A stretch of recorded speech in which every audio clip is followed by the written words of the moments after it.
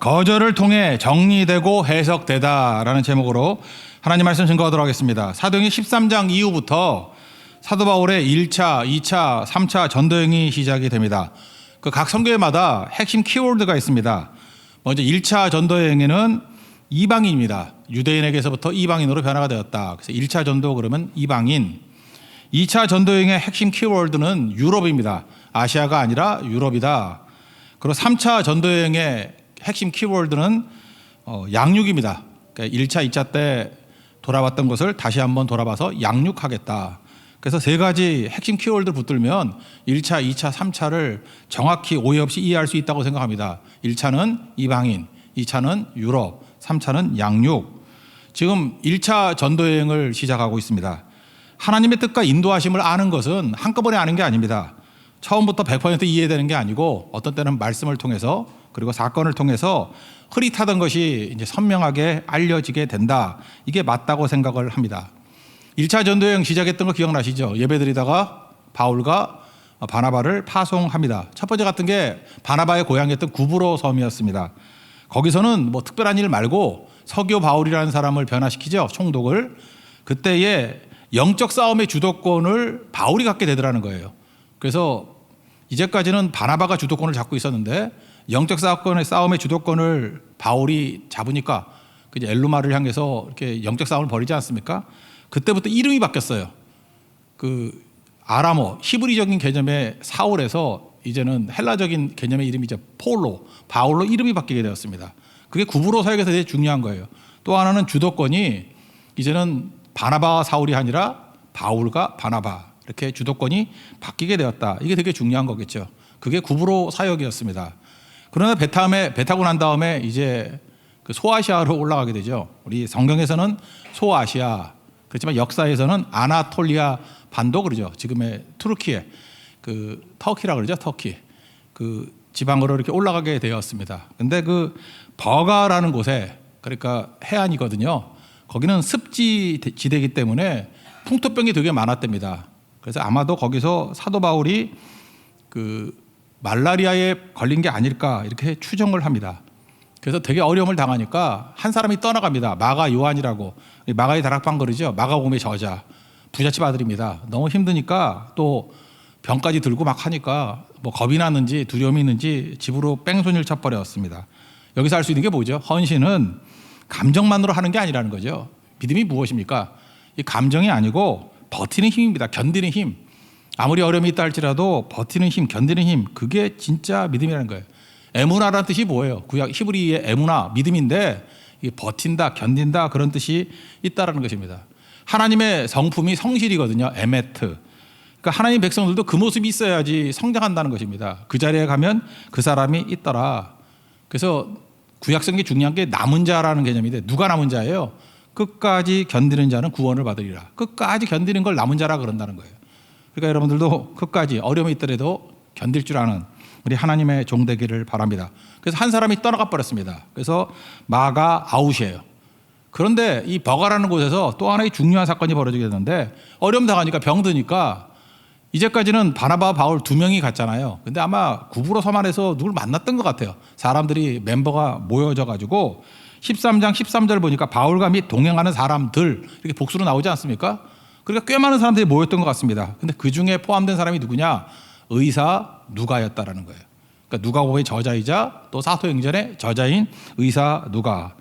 여기서 알 수 있는 게 뭐예요? 우리가 약하고 질병에 고통을 당하게 될 때 이게 나쁜 것 같이 보이잖아요. 근데 그 과정 속에서 사도 바울의 평생의 도격자인 의사 누가를 만나게 되었다. 그게 나쁜 거 아니죠? 하나님께서는 떠나간 사람 마가 아웃, 반대로 누가 인. 그러니까 전체적으로 놓고 볼 때는 뭐 나쁠 거 하나도 없죠. 그때는 다 가네요. 마가가 떠나고 누가가 돌아왔어요. 그죠? 그러니까 참 이게 중요한 거죠. 마가가 떠나고 누가가 돌아와서 내가 좋았죠. 뭐 이렇게 말장난할 수도 있겠네요. 그게 버가라는 곳에서 벌어진 사건이었다라는 것입니다. 1차 전도행의 핵심적인 것이 비시디아 안디옥이라고 그랬죠. 비시디아 안디옥. 사도 바울은요. 안디옥이라는 지명에서 되게 인상적인 것 같아요. 그를 파송했던 교회가 안디옥이죠. 근데 비시디아에 안디옥이 또 있어요. 한번 지도 한번 보여주세요. 여기 수리아의 안디옥 그런 게 안디옥 교회가 있던 자리예요. 그죠? 북쪽에. 그리고 이 밑에 그 구부로 섬 있고 꼭대기에 이게 아나톨리아 반도 중부라 그랬죠. 여기가 고원지대입니다. 1200m. 그리고 굉장히 그 교통과 상업의 중심지. 그래서 비시디아 안디옥 그래요. 여기가 굉장히 중요한 사건이 벌어졌던 곳이었습니다. 됐습니다. 여기서 사도 바울이 주도권을 잡고 처음으로 설교를 하죠.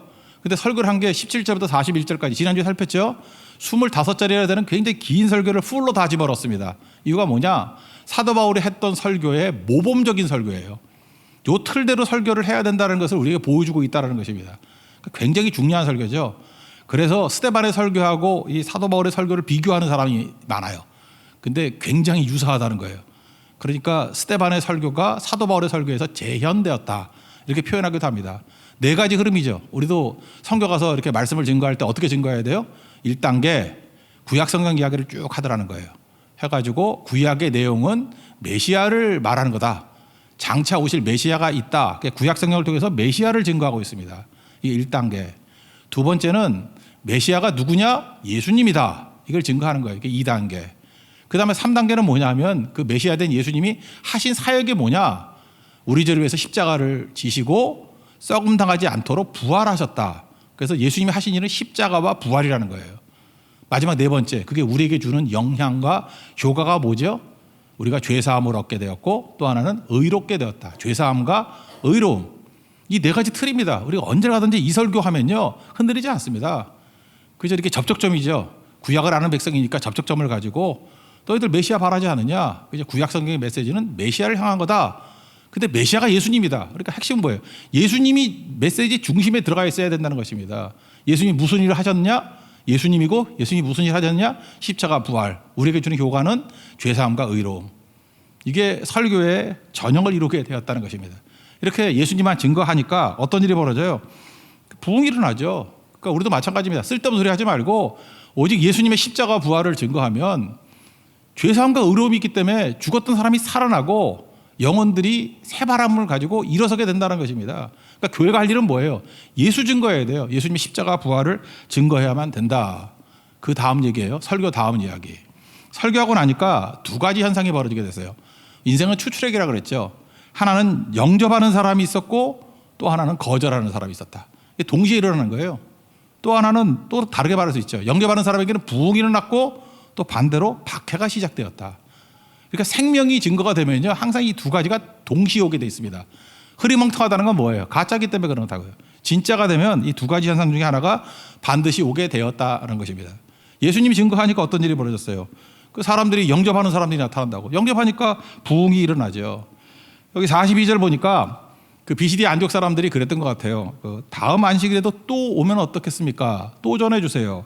그리고 많은 사람들이 따랐다라고 하는 얘기가 나옵니다. 그러니까 무슨 얘기예요? 반응이 좋았다는 얘기죠. 분위기가 참 좋았다. 그리고 그 다음에 이렇게 얘기합니다. 온 시민이 거의 다 말씀을 듣고 다 모였다. 저는 우리 교회도 이런 부흥과 은혜의 역사가 있기를 원합니다. 그게 말씀, 예수 증거했을 때 영접하는 사람들의 긍정적인 반응들이었다는 거예요. 이렇게 반응하면요, 영접하면요, 놀라운 일들이 벌어지게 된다는 거예요. 42절부터 44절까지 읽겠습니다. 시작. 그들이 나갈 새 사람들이 청하되 다음 안식일에도 이 말씀을 하라 하더라. 회당의 모임이 끝난 후에 유대인과 유대계에 입교한 경건한 사람들이 많이 바울과 바나바를 따르니 두 사도가 더불어 말하고 항상 하나님의 은혜 가운데 있으라 권하니라. 그 다음 안식일에는 온 시민이 거의 다 하나님의 말씀을 듣고자 하여 모이니. 영접하는 사람만 있는 게 아니었죠. 또 동시에 어떤 사람이 거절하는 사람들이 있었다라는 거예요. 거절하는 사람들의 특징이 뭐냐 하면 시기심이 생긴 거예요. 말씀 자체가 싫어서가 아니라 이거 우리가 주도권을 잡아야 되는데 왜 바울한테 다 가버리지? 이거 우린 뭐야? 그래서 반박하고 비방했다라는 거예요. 그러니까 시기심 때문에 그래, 시기심. 반박이란 건 뭡니까? 공개적으로 공격하는 거예요. 막 사람 드는 데서 막 공개적으로 삿대질하고 공격했던 일. 비방은 뭡니까? 개인적인 일을 들추어서 험담하는 거예요. 우리 그런 말 들어봤죠. 메시지를 공격할 수 없을 때 메신저를 공격한다고. 그러니까 메시지가 너무 좋으니까 메시지는 공격할 수가 없잖아요. 그러니까 메신저, 그러니까 바울을 갖다가 비방하는 거죠. 개인적인 비방. 그래서 하나님의 사역자들을 개인적으로 비방하는 이유는 무엇입니까? 메시지를 무너뜨리기 위해서 그런 거죠. 그러니까 여러분 지혜롭게 알아야 된다는 거예요. 이게 되게 중요한 접근이라는 것입니다. 시기심 때문에 이런 일이 벌어지게 되었다. 45절입니다. 읽겠습니다. 시작. 유대인들이 그 무리를 보고 시기가 가득하여 바울이 말하던 것을 반박하고 비방하거늘. 여기서 우리가 무슨 이미지가 딱 떠오릅니까? 창세기 4장에 나오는 가인의 모습을 떠오르게 되죠. 여기 보세요. 창세기 4장을 보면은 복음이 흘러갔을 때 가인 같은 반응을 보일 수 있다라는 거예요. 가인도 하나님께 예배드렸고 아벨도 예배를 드렸습니다. 근데 하나님께서 아벨과 아벨의 제물은 받으셨고 연납하셨고 가인과 가인의 제물은 연납하지 않으셨다 그렇죠. 그러면 이렇게 생각하면 될 거 아니에요. 하나님과 나와의 문제 아니에요. 내가 뭐가 문제이기 때문에 하나님께 내 예배를 받지 않으셨나. 그래서 수정하면 될 거 아니에요. 고치면 될 건데 우리는 그러지 않다는 거예요. 시기가 왜 무서운지 아십니까? 시기심이 들어가 버리면 하나님과 나 사이의 문제를 나와 또 다른 사람의 문제를 이걸 치환시켜 버리는 거예요. 그러니까 답이 없는 거죠. 그러니까 가치를 다 놓쳐버리고 진짜 중요한 걸 다 놓쳐버리게 된다는 것입니다. 여러분과도 혹시 시기심이 있습니까? 막여주는 거예요. 시기심이 딱 들어가면은 본질을 놓쳐버려요. 하나님을 놓쳐버려요. 말씀을 놓쳐버린다고, 가치를 놓쳐버린다고 엉뚱한 일을 하게 된다는 것입니다. 시기가 들어가면요, 말씀이 안 보이고 사람이 보여요. 여러분 그러죠? 우리 교회 옵니다. 교회 와가지고 나는 이상하게 교회 가서 이렇게 예배 드리려고 그러면 하나님은 안 보이고 자꾸 사람이 보여. 그 시험에 든 겁니다. 그 왜 그래요? 그 마음 가운데 알게 모르게 시기심이 있기 때문에 그래요. 시기심이 있으니까 하나님이 안 보이고 자꾸 사람이 보이는 거라고. 내가 시기심이 한 게 뭐예요? 자아가 완전히 다 깨지고 죽으면, 내가 지금 죽을 똥 살똥 돼버리면 사람이 왜 보입니까? 하나님밖에 안 보이겠죠. 그래서 하나님만 바라볼 때 그게 진짜 예배가 된다라는 거예요. 그러지 않으면 시기심은 사람 보이게 만드는 거예요. 하나님이 나에게 중요한 모습으로 다가오지 않는다라는 것입니다. 이게 시기심의 치명적인 약점이다, 이렇게 말할 수 있다라는 것입니다. 근데 이 비시디 안독에서 사람들이 시기심 때문에 이렇게 박해하고 공격하는 일들이 벌어지게 되더라. 지금 무슨 얘기예요? 모든 생명 역사에는 영접과 거절, 부흥과 박해 동시에 다 이루어지게 된다는 것입니다. 그럼 우리가 어떤 태도를 가져야 되겠어요? 첫 번째는 영접하라예요. 영접하라. 그죠? 하나님 말씀이 올 때마다 영접하라. 영접하면 부흥이 일어나게 된다라는 것입니다. 요한복음 1장 12절 보십시오. 영접하는 자, 곧 그 이름을 믿는 자들에게는 하나님의 자녀가 되는 권세를 주셨으니. 그러니까 믿는 자의 동의가 뭐예요? 영접하는 거죠. 그러니까 지금 이렇게 하나님 말씀 듣잖아요. 들을 때 무슨 시기심이나 뭐 딴 생각하지 말고 그냥 아멘하고 다 영접하세요. 영접하면은, 영접하는 마음을 좋은 땅이라 그러잖아요. 옥토라 그러잖아요. 30배, 60배, 100배 열매를 맺습니다. 믿습니까? 영접해요. 그래서 교회의 능력은 반응이라고요. 영접하는 반응을 보이면 무조건 100배의 폭발적인 능력이 막 나타난다는 거예요. 그 영접이 중요합니다. 영접, 말씀은 영접해야 돼요. 심지어 다른 사람에게 준 말씀조차도 옆에서 엿듣다가 내가 영접해버리면 내게 돼버린다는 거예요. 룻기에 보면 룻이 그렇지 않아요? 룻은 모함 여인입니다. 자기에게 주신 말씀도 아니잖아요. 근데 며느리로서 그 어머니의 하나님이 나의 하나님이 된다 그러면서 그 약속을 그냥 자기가 받아버리고 자기가 영접해버리잖아요. 그때 메시아의 조상이 돼버리죠. 중요한 거 아니에요. 하나님 말씀 그러면 무조건 영접하는 거, 이게 너무너무 중요하다는 것입니다. 근데 악한 마귀는 우리에게 영접보다는 거절할 태도를 더 많이 줄 때가 많아요. 거절하니까 잠깐 좁아드는 거죠. 우리 대화를 나눌 때도 유머도 영접하라 그러죠. 이렇게 주변에 보면은요, 저는 뭐 직접 접하지는 않지만 별로 그렇게 탁월하지 않은 것 같이 보이는데 사람들에게 호감을 주는 사람도 있습니다. 호감형의 사람들. 그리고 되게 좋아들 하더라고요. 남자가 되었든 여자가 되었든. 특별히 뭐 이게 자매들 가운데 이렇게 뭐 호감형의 사람들이 좀 있는 것 같아. 그래서 제가 쭉 들어봤어요. 그거 왜 그러냐 그랬더니 리액션이 좋대. 내가 봐도 그래요. 뭐 그렇게 예쁜 것도 아닌 것 같은데 리액션이 좋대. 나한테는 안 좋은데 하여튼 그 사람한테 좋은가 봐. 하여튼 되게 좋대요. 그러니까 여러 사람들이 되게 호감을 갖더라고. 리액션이 좋대. 그죠? 나는 약점이 더 많이 보이는 것 같은데 리액션이 좋으니까 그 약점을 다 덮고도 남더라는 것입니다. 그러니까 뭘 웃기지도 않은 얘기를 하는데 웃기려고 하지 않아요. 웃어주는 거예요. 그죠? 뭐 이렇게 아재 개그 이런 거 해도 막 웃어주는 사람, 그럼 기쁘잖아요. 그런 사람 구원받아요. 그죠? 근데 뭘 얘기를 하려고 그러면, 그죠? 뭐 수백 번도 더 들었다 그러고, 뭐 식상하다 뭐 이러고, 그죠? 뭐 추워 이러고 막 이러면 그냥 더 말하고 싶지 않죠. 거절감이라는 게 엄청난 거 아니에요. 그러니까 유머도 영접할 때 능력이 나타나는 거죠. 또 이런 거죠. 우리의 상황, 이 시츄에이션도요, 내 마음에 들지 않는 게 있잖아요. 그러면 그것도 뭐 필요할 때 영접해야죠. 뭐 좋은 상황만 받아들일 거예요. 미국에 그 있던 얘기 하나 해드릴게요. 대형마트 있잖아요. 그 계산원들, 뭐 캐시어라 그러죠. 그 우리보다 속도가 느립니다. 근데 어떤 할머니가 앞에서 잠깐만 얘기를 나누는 거예요. 그죠? 얘기를 나누는데 뭐 쓸데없는 얘기죠. 뭐 날씨, 신변 잡기 뭐 이런 얘기를 하는 거예요. 그 뒤에 있던 사람이 옆으로 갈까 이렇게 하다가 또 뭐 좀 민망할 것 같아가지고 그냥 그 자리에 있었다라는 거예요. 근데 해도 너무한 거예요. 그죠? 할머니가 이 얘기 저 얘기 그러고 난 다음에 이제 뭐 핸드백에서 뭘 꺼내는데 참 여자들이 이상하죠. 남자들 가방보다 작잖아요. 여자 핸드백 요만하지 않습니까? 작은 핸드백인데 왜 거기서 뭘 못 찾아요? 그렇게 남자 이따만한 가방 들고도 탁 찾는데 좀 정리 좀 하고 살아요. 저는 가방이 안만 커도 어디 있는지 그냥 손만 딱 집어서 딱 나오는데 저 여자를 보면 답답해 죽겠어. 뭐 손바닥보다 좀 큰 것 같은데 거기서도 못 찾아. 다 털어가지고 다시 뭐 이렇게 다 올리고. 근데 그 할머니가 그랬던 것 같아요. 작은 핸드백인데 무슨 뭐 포인트가 되는 건지 무슨 카드를 찾는데 굉장히 헤매더라는 거예요. 시간도 오래 걸리고. 이게 좀 과장인지 모르지만 한 10분 걸렸대요. 10분이면 되게 긴 시간인데. 그러니까 굉장히 천천히 굉장히 서툴게 있었다라는 거죠. 그래도 참고 있었답니다. 그러난 다음에 이제 할머니 계산 끝나고 갔대요. 그 다음에 자기가 계산하려고 그랬더니 그 캐시어가 계산원이 고맙다 그러더래요. 이유가 뭐냐? 동네가 작으니까 사정을 다 알잖아요. 저 할머니 할아버지가 얼마 전에 돌아가셔서 괜히 마음에 고통이 있던 할머니라고 충격 속에 나오지도 못하다가 정말 큰맘 먹고 나온 거라고.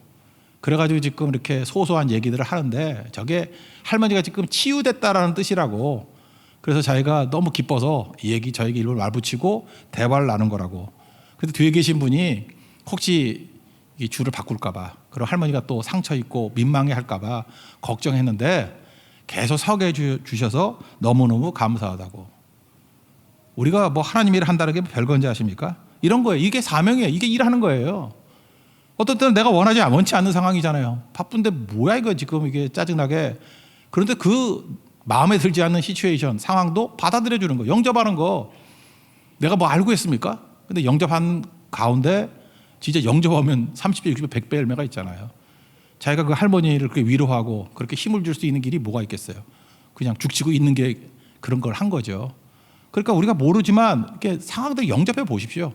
그러면 그 안에서 분명히 치유도 있고 또 우리가 알지 못하는 소소한 기쁨과 능력도 나타나게 된다라는 것입니다. 그리고 우리 마음밭이 영접하는 마음밭이 돼야 돼요. 그러면 내가 여백과 여유가 있잖아요. 내 옆에 있는 사람들이 나를 통해서 회복되는 일들이 벌어지게 된다는 것입니다. 그러면 내 상황 속에서 약함이 있습니다. 영접하십시오. 또 어떤 때는 우리 어떤 형제나 자매들 있는 모습 그대로 영접해 보십시오. 그럼 분명하게 30배, 60배, 100배 열매를 거두는 승리가 있게 된다는 것입니다. 우리 복음도 영접하고 모든 것들을 잘 영접해서 그 가운데 하나님의 뜻을 이룰 수 있는 하나님의 거룩한 종 되기를 축원합니다. 두 번째 상황은 뭐냐? 이렇게 영접하는 것만 있는 게 아니라 거절도 있다 그랬잖아요. 막 거절합니다. 근데 거절조차도 사용하시는 하나님. 이게 로마서 8장 표현에 의하면 합력하여 선을 이루시는 하나님. 거절하잖아요. 거절하는 것 때문에 하나님의 뜻과 방향이 명확해질 수 있죠. 우리가 뭐든지 그냥 yes 하다 보면은 뭐가 뭔지 모르잖아요. 변별력이 없잖아요. 근데 어떻게 보면 인생이 이렇게 복잡한데 정리해 주는 거. 거절을 통해서 정리가 되고요. 거절을 통해서 해석이 될 때가 되게 많아요. 사도 바울은요. 원래 자기가 뭘 해야 될지 잘 몰랐던 것 같아. 그죠? 원래 처음에도 하나님 말씀을 주셨는데 이방인의 사도라는 사명을 잘 몰랐던 것 같아. 그런데 이 비시디아 안디옥에서 거절당함으로 말미암아 이게 정리가 되고 해석이 되고 초점을 맞추게 됐다는 것입니다. 먼저 그가 거절감 속에서 생각됐던 말씀이 성령을 기억나게 하시는 영이잖아요. 그죠? 요한복음 16장에 보면 성령을 우리에게 생각나게 하신다고. 생각나게 만드는 영이라고. 이사야서 49장 6절이 생각이 났던 것 같아요. 이제 읽어드릴게요. 내가 나의 종이 되어 야곱의 지파들을 일으키며 이스라엘 중에 보존된 자를 돌아오게 할 것은 매우 쉬운 일이라. 내가 또 너를 이방의 빛으로 삼아 나의 구원을 베풀어서 땅끝까지 이르게 하리라. 여기 보존된 자를 돌아오게 할 것. 이게 남은 자거든요. 남은 자를 돌아오게 하는 것은 하나님 앞에 되게 쉬운 일이래. 전능하신 하나님이 뭐 남은 자 돌아오는 게 뭐가 힘들겠어. 그러니까 너를 구원하는 건 되게 쉬운 일이야. 1차 메시지고. 그 다음에 우리를 구원시킨 목적이 뭐예요? 너를 이방의 빛으로 삼아 나의 구원을 베풀어 땅끝까지 이르게 하는 것이 내 뜻이래요. 그러니까 신의 산 언약과 똑같죠. 우리를 구원해 주신 거 첫째. 두 번째는 뭐예요? 제사장 나라 되게 하는 거. 이방의 빛이 되게 하는 거. 이 사도행전 표현하면 증인 되게 하는 거. 다 똑같은 개념이죠. 구원시킨 목적이 뭐예요? 이방인 빚되게 만드는 거, 증인되게 만드는 거, 제사장되게 만드는 거, 그거 깨닫는 거 아니에요. 근데 특별히 사도 바울이 이방인 빚이죠. 이방인들에게 빚이 되게 만드는 거. 사도 바울이 이때 거절을 통해서 이거를 깨닫게 됐다라는 것입니다. 그래서 정리되고 해석이 됐다라는 거예요. 그래서 자기가 이렇게 고백을 하잖아요. 46절, 47절 읽겠습니다. 시작. 바울과 바나바가 담대히 말하여 이르되 하나님의 말씀을 마땅히 먼저 너에게 전할 것이로되 너희가 그것을 버리고 영생을 얻기에 합당하지 않은 자로 자처하기로 우리가 이방인에게로 행하였노라. 주께서 이같이 우리에게 명하시되 내가 너를 이방인의 빛으로 삼아 너로 땅끝까지 구원하게 하리라 하셨느니라 하니. 바울이 처음부터 하나님의 뜻을 다 이해했던 것 같지 않아요. 근데 거절을 통해서 하나님의 뜻을 알게 되고 이 말씀과 사건을 통해서 정리되고 해석되고 초점 맞추게 됐다는 거예요. 한번 보세요. 듣긴 들어도요, 이게 무슨 뜻인지 모르고 그냥 흘려들을 때가 되게 많아요. 먼저 보세요. 사도 바울이 다메섹 도상에서 예수님이 처음 만났죠. 그래서 믿게 된 거 아니에요? 그때 하나님께서 다메섹 도상에서 예수님께서 바울에게 했던 일이 뭐예요? 눈멀게 만들었어요. 그죠? 하나도. 그러니까 어둠이 임했죠. 그래서 사람에게 끌려가지고 갔습니다. 그때 누굴 만나요? 아나니아를 만나죠. 아나니아에게 바울에게 줄 메시지를 주신다고. 그래서 눈뜨게 만들죠. 이게 무슨 뜻이에요? 어둠 가운데 있는 이방인들에게 이방의 빛이 되라, 그런 뜻이죠. 이제 이해가 돼요? 왜 눈 가리게 만들었어요? 이제 해석이 되는 거죠. 아, 이렇게 어둠 속에 있는 이방인들에게 이방의 빛이 되라고, 나를 몸으로 체험하게 만들려고 다메섹 도상에서 눈멀게 만드시고 그 다음에 뭐 비늘 같은 게 벗겨져 가지고 밝은 빛이 보여지게 만드셨구나라고 하는 것을 깨닫게 됐겠죠. 그리고 자기가 무슨 일을 해야 되는지 아나니아를 통해서 말씀을 받았다고. 그래서 아나니아가 바울에게 얘기해 줬다고. 근데 그것도 정신이 없으니까, 뭐 눈 감았다가 눈 떠지니까 정신이 없으니까 흘려들었던 것 같아. 근데 그 메시지 그대로 읽어드릴게요. 9장 15절인데 주께서 이르시되 가라, 이 사람은 내 이름을, 순서를 보세요, 이방인과 임금들과 이스라엘 자손들에게 전하기 위하여 택한 나의 그릇이라. 분명히 하나님 말씀이 증거됐음에도 불구하고 바울은 이거 무슨 의미인지 잘 몰랐던 것 같아요. 여기 보세요. 이 사람은 내 이름을, 첫 번째가 누구예요? 이방인. 두 번째가 누구예요? 임금들. 세 번째가 누구예요? 이스라엘 자손들. 진짜 그렇잖아요. 황제한테 가고 뭐 총독 앞에 가고. 그러니까 이방인과 임금들에게 가는, 그러니까 고위층들에게 가서 말씀 증거하는 일을 제일 많이 하죠. 그렇지 않아요? 이게 하나님께서 택한 그 내용이라고요. 이게 예정된 내용이라고. 처음에 몰랐다고. 근데 거절감을 통해서 이런 말씀도 다 생각이 난 거죠. 또 하나, 사도행전 1장 8절이 사도행전 전체를 통해서 주제라 그러잖아요. 오직 성령이 너에게 임하시면 너희가 권능을 받고 예루살렘, 유대, 온 유대, 사마리아 땅끝까지 이르러 내 증인이 되리라. 땅끝까지. 어디서 들었던 거예요? 아까 읽었잖아요. 이사야서 49장 6절에 땅끝까지. 이게 들어오는 거 아니에요, 전부 다. 이 모든 것이 종합적으로 바울에게 확 밀려 닥친 거예요. 이제까지 뒤죽박죽이었죠. 근데 비시디 안독에서 거절을 통해 가지고 하나님께서 기억나게 만들고 자기 체험, 과거의 경험 다 합쳐가지고, 아, 이방인들에게 가서 복음을 증거하라는 하나님의 뜻이구나, 이걸 명확히 알게 되었다라는 것입니다. 그러므로 여러분 인생 가운데 지금도 거절당하고 뭐 쉽지 않죠. 그럼 그게 나쁜 게 아니에요. 거절당하는 걸 통해 가지고 주님이 주시는 메시지가 너무너무 강한 거예요. 일단 정리가 되는 거예요. 붙들 거와 버릴 거. 그리고 해석이 되는 거죠. 아, 그랬구나.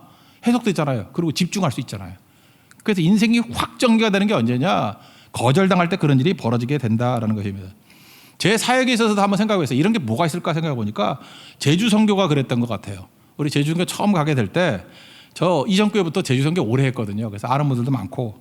그래서 제가 머릿속으로 생각했어요. 물론 기도도 했지만 제 머릿속에서 나왔던 것 같아. 어떤 교회 어떤 목사님 만나면 굉장히 협력도 잘 이루어져서 쉽게 잘 이루어지게 될 거야 라고 생각을 했습니다. 그리고 그 목사님을 만났어요. 만나서 뭐 식사도 하고 교제도 나눴습니다. 근데 묘한 게 느껴지는 거예요. 뭔가 이렇게 안 맞는 것 같아요. 옛날에 그렇게 잘 맞았는데 이렇게 안 맞는다? 또 하나는 약간은 제가 느꼈던 게 거절감이었어요. 약간 이제 달라졌네, 좀 이게. 뭐가 좀 달라진 것 같아요. 그래서 느낌이 안 좋을 때는 안 하거든요. 그죠? 이게 뭐 이상해. 그래서 이제 포기하고 이제 다른 생각을 하려고 그러다가 우연찮게 그때 저하고 연락이 되던 그 연락처만 하나만 뒀던 분이 있어요. 그게 제주 일회교회예요. 목사님. 전화 연락을 했습니다. 만나가지고 그 분의 아는 것들을 통해 가지고 지금 제주선교 사역이 지금 이루어진 거거든요. 그래서 제가 그때 깨달은 게 이거예요. 아, 거절감을 통해서 하나님께서 정리를 하는 거구나. 특별히 이런 쪽의 사역이 아니라 이쪽으로 하라는 것이구나 하고 정리가 돼버렸어요. 그리고 해석이 돼버리고 집중하게 돼버리고. 그래서 지금 우리 제주선교 사역이 거절감을 통해서 이게 정돈이 된 거예요. 그러니까 거절이 없었다 그러면은 그냥 초점 없는 사역이 됐겠죠. 이것저것 늘어만 져 있는 거. 그러니까 달라지는 거죠. 또 하나는 대만 선교도 그랬던 것 같아요. 대만 선교도 초창기 때 갈 때 거기는 뭐 다 좋았습니다. 다 좋았는데 이상하게도 다 좋고 뭐 아멘 할렐루야 하고 있는데 뭔가 이렇게 사역이 잘 맞지가 않는 것들이 있었어요. 그죠? 맞지 않는 게 있어가지고 다 잘 되는 것 같이 보이는데 너무 뭐라 그러죠? 배부르다 그러나 부유하다 그러나. 그래서 거기서 저도 또 묘한 거절감을 좀 느꼈습니다. 그냥 이렇게 하는 게 아닌데 그냥 너무 잘 되는 곳에 뭐 조금 더 도움이 되는 거 뭐 이런 거밖에 안 되는 것 같아요. 그래서 그런 식의 거절감을 좀 느꼈다고요. 그래서 원래 그 박세강 목사님을 중심으로 해가지고 그 아는 분들을 중심으로 해가지고 우리가 대만 선교 팀을 꾸렸던 거거든요. 근데 그런 거절감 몇 개가 있는 바람에 갑자기 연결된 데가 있어요. 그게 어디냐? 금수당. 또 하나가 도원복음당. 여기는 저도 처음 만나고 놀랐어요. 처음에 이분들이 마약 중독자이셨거든요. 그래서 살벌하고 뭔가 이렇게 제정신도 아니고 특별히 금수당 같은 데 처음 갔을 때는요. 절이 16개, 교회는 딱 하나. 그다음에 뭐 가게도 하나도 없어요. 우리 하늘나라 갔던 문지연 자매 거의 처음에 갔다가 다시는 안 간대. 이유가 뭐냐? 세븐일레븐 하나밖에 없기 때문에 안 간다고 막 그러고 너무 험난한 곳이에요. 근데 지금 여러분 어떤지 알아요? 금수당이 부흥의 부흥을 거듭해요. 그래서 거기 미어 터지게 보이고 밖에까지 앉을 정도로 그죠? 금수당의 부흥. 이게 거절감을 통해서 연결되는 데라니까요. 여기는 박세가 목사님도 아는 데가 아니에요. 그냥 새로운 데. 그다음에 그 친구예요. 마약 같이 하던 친구가 도원복음당이거든요. 이분 가면은 지금 또 되게 젊잖아요. 근데 제가 도원복음당 가면은 제가 대접을 못 받습니다. 김밥 하나 달래도 주지도 않아요. 사람이 막 몰려와가지고 목사님 귀찮으니까 빨리 가래. 뭐 그런 느낌이에요. 말은 안 하지만. 그죠? 이렇게 뭐 정신없을 정도로. 그냥 우리가 간 선교대원들이 일손이 부족할 정도로 몰려올 때가 많이 있고 그래요. 그러니까 이런 부흥하는 교회들이 됐던 게 뭐예요? 거절감을 통해서 연결된 교회들이라는 거예요. 그래서 하나님께서 일하시는 방법들을 보면 거절감 이거 되게 중요한 겁니다. 거절을 통해서 하나님께서 정리하시고 해석하시고 초점을 맞추게 만드는 게 있다라는 거예요. 사역만 그렇겠습니까? 우리 인생도 마찬가지죠. 지금도 어디서 여러분 거절당했다 그러면 하나님 안에 있으면요. 이건 분명히 합력하여 선을 이루는 거예요. 그냥 모든 게 평탄하게만 하다가 좋은 게 아니라고. 거절감. 그러니까 모리셔스 얘기했잖아요. 도도새라고. 모든 환경이 다 좋아가지고 멸종돼 버렸다니까. 근데 거절도 되고 이렇게 저항도 있고 그럴 때 정리도 되고 이거 아니야. 버릴 거 버려야 돼. 그죠? 쳐낼 건 쳐내버리고 해석이 돼야지 인간이 힘을 갖고 나갈 거 아니에요. 그래야 초점을 맞추게 되는 거지. 그렇게 이끌어가게 되더라는 것입니다. 그래서 결국은 부흥도 있고 거절도 있고 그러는 가운데 택함 받은 백성들이 다 구원받게 되는 거 그런 것들을 보게 되더라는 거예요. 그게 48절입니다. 다 같이 읽겠습니다. 시작. 이방인들이 듣고 기뻐하여 하나님 말씀을 찬송하며 영생 주시기로 작정된 자는 다 믿더라. 여기서 예정과 선택이 나오죠. 영생 주시기로 작정된 자는 다 믿더라. 하나님의 택한 백성이 있다라는 거예요. 이거 들을 때 여러분들 지금 머릿속에 복잡해지시죠. 만약 하나님께서 택하시고 예정했다 그러면 그럼 나는 뭘 해야 되지? 만약 예정이 없는 것을 한다 그러면 헛수고 아닌가? 뭐 이런 생각이 들기도 하죠. 그러니까 여러분 예정과 선택이라는 걸 이렇게 이해하면 돼요. 기계적인 게 아니에요. 숙명론이 아니라고 간단히 얘기하면 이런 거예요. 하나님 말씀이 증거가 됐습니다. 그럼 영접을 해요.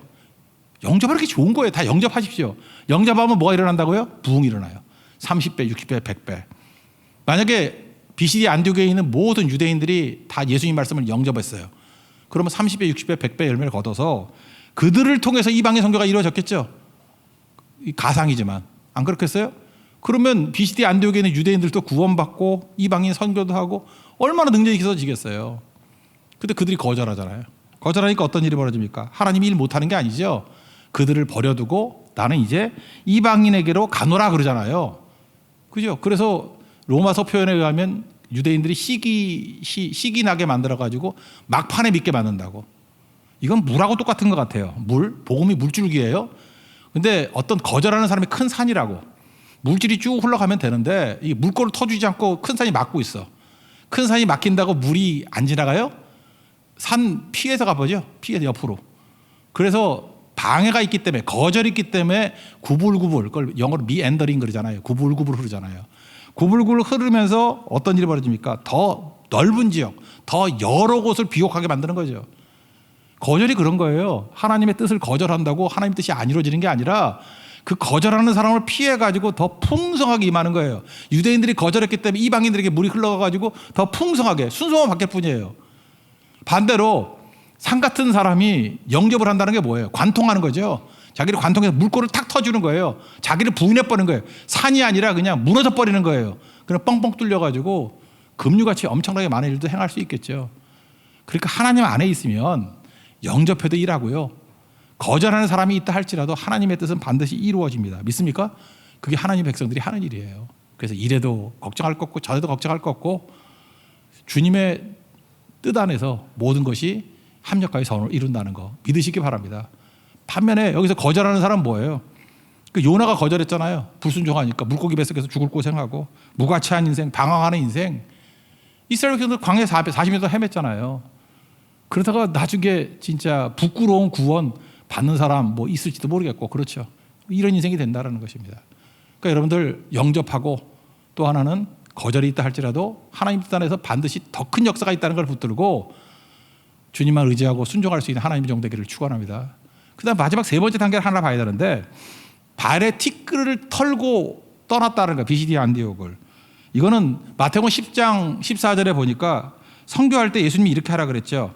너희를 영접하지도 않고 너희 말을 듣지도 아니하거든 그 성에서 너희 발에 먼지를 털고 떠나라 이런 말씀이 있다고. 그대로 순종한 겁니다. 여기서 유대인들이 선동하고 박해를 했던 것 같아요. 굉장히 힘들게 했던 것 같죠. 그랬더니 발에 티끌을 떨고 떠났다라는 얘기가 나와요. 50절과 51절 다 가시겠습니다. 시작. 이에 유대인들이 경건한 귀빈들과 그 신의 유력자들을 선동하여 바울과 바나바를 박해하게 하여 그 지역에서 쫓아내니 두 사람이 그들을 향하여 발에 티끌을 떨어버리고 이고니온으로 가거늘 그랬다는 거예요. 여러분 핍박 당하면 박해 당하면 어려운 게 아니죠. 쉬운 게 아니죠. 그러면 이런 거 당하면 나중에 질려가지고 어떻게 되겠어요? 집으로 가자. 그래서 뭐 수리아 안디옥으로 돌아가든지. 마가 요한이 그랬잖아요. 버가에서 너무 힘드니까 집으로 가자. 그러고 예루살렘 가버렸잖아요. 근데 여기서 통쾌한 게 뭐냐 하면은 발에 먼지를 털고 난 다음에 중단된 게 아니라 계속해서 하나님의 사역을 keep going 계속했다라는 것입니다. 그래서 비시디아 안디옥에서 집으로 간 게 아니라 아나톨리아 반도에 있는 그 옆에 있는 이고니온으로 갔다라는 거예요. 이게 너무너무 중요한 거죠. 저는 이 말씀을 보면서 그 IMF 때 했던 그 유명한 얘기들 아니에요. 뭐 다 알고 있는 얘기겠지만 한 번 더 소개를 할게요. 다음 칸은 희망이다. 이런 뭐 글도 있었는데 그 사실적인 얘기였는데 그때 기사였어요 이거. IMF 때 다 힘들었잖아요. 1999년도라고 얘기를 합니다. 그랬더니 기자재를 샀는데 어떤 외판원 아저씨가 사세요. 부끄럽겠죠. 그런데도 거기서 서가지고 얘기를 하는 거예요. 여러분 제가 여기 왜 선지 아십니까? 혼자 묻고 대답하는 거예요. 좋은 물건을 소개하려고 섰습니다. 어떤 거냐? 플라스틱 머리에 소리 달린 겁니다. 뭐겠어요? 상상가시죠? 예, 여러분 상상하는 것 같이 칫솔입니다. 예, 근데 여기 왜 섰는지 아십니까? 예, 팔려고요. 그죠? 이거 얼마일까요? 머리 굴리지 마시죠. 1,000원입니다. 예. 그 다음에 뒷면을 싹 돌려듭니다. 뒷면에 뭐가 보입니까? 영어가 보입니다. 뭐라고 써일까요? 제가 읽어드릴게요. Made in Korea. 무슨 뜻일까요? 수출했다는 말입니다. 수출이 잘 됐을까요? 안 됐을까요? 망했습니다. 그래서 여기 나온 거 아닙니까? 이렇게 설명하더라는 거예요. 그 다음에 이제 그런 거 있어요. 옛날에 이렇게 먼저 나눠줍니다. 나눠주고 나중에 거두면서 돈 받고 하는 거거든요. 쭉 나눠주고 난 다음에 여러분 제가 몇 개를 팔 수 있을까요? 궁금하십니까? 저도 궁금합니다. 그 다음에 이제 돌려가지고 다시 걷었다라는 거예요. 그랬더니 여러분 제가 몇 개를 팔았을까요? 4개 팔았습니다. 얼마 벌었을까요? 4,000원 벌었습니다. 제가 실망했을까요? 예, 무지 실망했습니다. 4개밖에 안 팔렸으니까. 자기는 한 10개 다 팔릴 줄 알았다는 거예요. 그럼 제가 여기서 포기할까요? 아닙니다. 저에게는 다음 칸이 있기 때문입니다. 이게 고통 속에 있을 때 사람들에게 많이 위로를 줬다 그러잖아요. 웃었대 사람들이. 근데 웃기만 한 게 아니라 희망까지도 갖게 됐다는 거예요. 여기서 안 됐다 할지라도 다음 칸이 있잖아요. 또 다음 칸이 있잖아요. 그거 아니면 다음 열차 있잖아요. 전 이 말씀하고 우리 복음 증거하는 우리하고 뭐 다르지 않지 않습니까? 중도 포기하지 말라는 거예요. 계속 해야죠. 지금 비시디아 안디옥에서 시작할 때 어렵죠. 구브로에서 사역하다가 버가가 같이 어렵다고 마가 요한은 갔어요. 근데 첫 번째 사역부터 환영도 받았지만 여기서 선동하고 박해당했다는 건 쫓겨났다 그러잖아요. 그러니까 마지막은 안 좋았죠. 비시디아 안디옥에서 쫓겨났다고 쫓겨나면은 아이고 피곤하다 힘들다 이 짓을 어떻게 해. 거의 고원이거든. 1200m. 굉장히 힘든 그 고원지대예요. 그다음에 낮과 저녁에 기온차도 되게 큰데 그게 비시디의 안디옥이라고. 근데 거기서 집으로 안 가고 이고니온으로 갔다는 거예요. 이게 희망 아닙니까? 우리도 마찬가지예요. 무슨 어려움이 있을 때 중단하지 말고 그래도 그 다음 이고니온으로 가더라. 이게 우리의 메시지가 되어야 된다는 것입니다. 여러분, 우리 인생을 살다 보면은 왜 발에 먼지를 털라 그랬느냐 이런 거죠. 과거의 먼지를 털라 그런 뜻이에요. 예수님 메시지가 그냥 그거라고 생각합니다. 우리 성도들 보면요, 생각보다 상처 입은 사람이 되게 많아요. 어떤 성도는 목사의 상처를 입은 사람이 있어. 그래서 목사 옆에 잘 안 올라 그래. 왜냐하면 목사의 상처가 있기 때문에. 어떤 성도는 성도의 상처가 있어. 그래서 성도가 교제에 안 들어가려고 그래요. 이전 교회에서 뭐 상처 입었다 뭐 이런 게 있는 것 같아. 어떤 성도는 사역의 상처가 있어. 그래서 자기 일 안 한대. 그래서 맨 뒤에 앉아가지고 예배만 드리고 가겠습니다. 그런 사람 있죠. 상종하기 싫어. 상처거든요. 과거의 상처들. 여러분, 그 상처 때문에 지금 현재를 살지 못한다 그러면 이 문제가 있죠. 그래서 모든 일 할 때 지금 상처 입었잖아요. 지금 이고니온 저기 루스드라에서 아니 비시디 안디옥에서 이고니온 가기 전에 그때 먼지를 털란 얘기가 뭐예요? 비시디 안디옥에 있었던 모든 상처를 다 털고 떠나라는 거예요. 그 상처 안고 가지 말고 그 상처 안고 이고니온 가면 이고니온 검사서 어떻게 가? 먼지 털고 가라는 거예요. 그래서 과거에 묶이지 말라는 거죠. 과거가 미래를 제한하지 말라.